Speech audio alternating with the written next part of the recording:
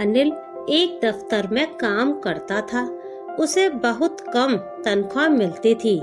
अनिल की पत्नी निशा बहुत तेज थी।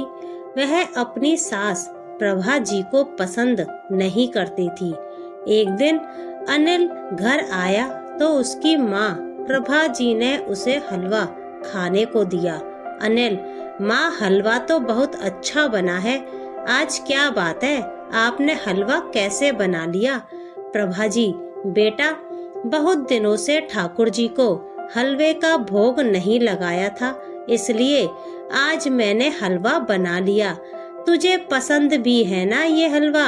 अनिल, हाँ माँ, मन करता है रोज आपके हाथ का हलवा खाऊं। तभी निशा वहाँ आ जाती है। निशा, माँ जी, आपको पता है देसी घी कितना महंगा है और आप हलवा बनाकर दावत कर रही हैं। पूरे महीने हम कैसे खर्च चलाते हैं यह आपको पता है? प्रभा, लेकिन बहू, मैंने तो बहुत दिनों बाद हलवा बनाया है।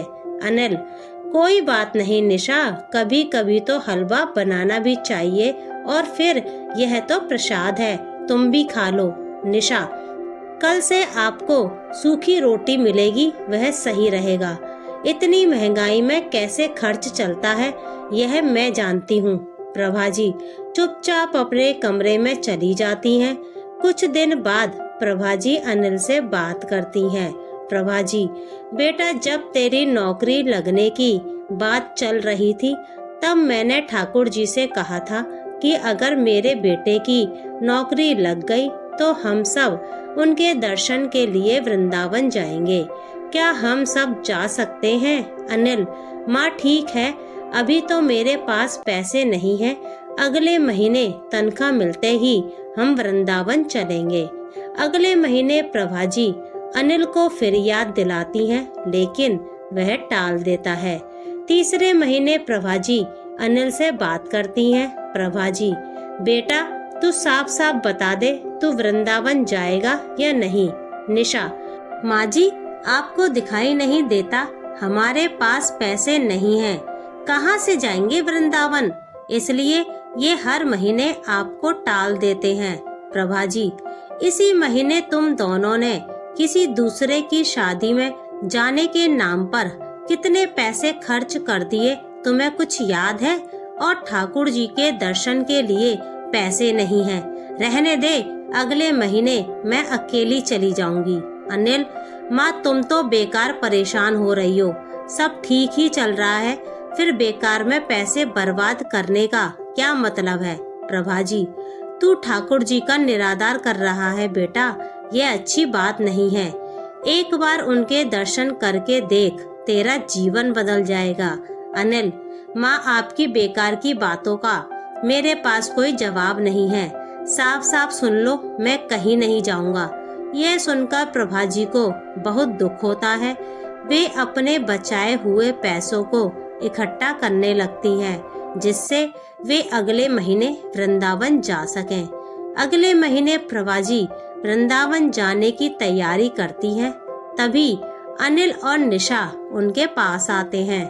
अनिल, माँ कहाँ जा रही हो? प्रभा, मैं वृंदावन जा रही हूँ, तुझे चलना है तो चल। निशा, वह तो ठीक है माँ जी, लेकिन आपके पास इतना पैसा कहाँ से आया?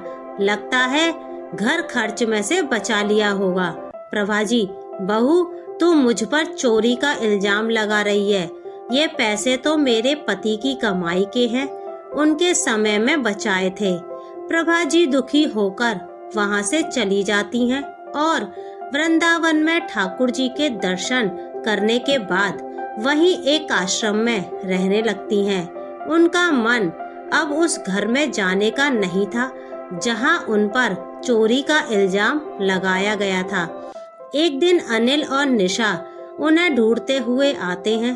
प्रभा, अब तुम दोनों यहाँ क्या लेने आए हो? मैंने तुम्हारे घर से कुछ नहीं चुराया। अनिल, माँ हमें माफ कर दो, आपके जाने के बाद मेरी नौकरी भी चली गई, अब तो हमारे पास न घर बचा न पैसे। प्रभा, मैंने कहा था ठाकुर जी का अपमान मत कर, जा उनके मंदिर में जाकर प्रार्थना कर। यदि उन्होंने तुझे माफ कर दिया तो सब ठीक हो जाएगा। निशा भी अपनी सास से माफी मांगती है और दोनों ठाकुर जी के दर्शन करने चले जाते हैं।